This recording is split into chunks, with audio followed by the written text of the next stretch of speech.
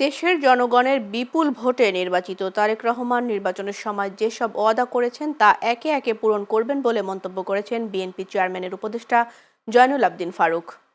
রোববার সকালে নোয়াখালীর সেনবাগের কাবিলপুরের মাঝদিপুরে মাস্টার মোকসেদুর রহমান ফাউন্ডেশনের আয়োজনে বৃত্তি প্রদান অনুষ্ঠানে প্রধান অতিথির বক্তব্যে তিনি একথা বলেন।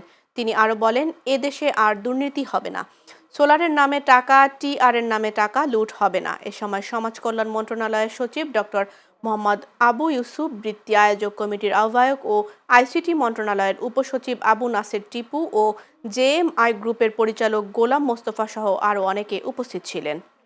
শহীদ জিয়ার জ্যেষ্ঠ সন্তান, খালেদা জিয়ার জ্যেষ্ঠ সন্তান তারেক রহমান নির্বাচন আগে যেই সকল কথা বলেছে, এই 1 মাস 4 দিনে অক্ষরে অক্ষরে এই কথাগুলো পালন করার চেষ্টা করছে।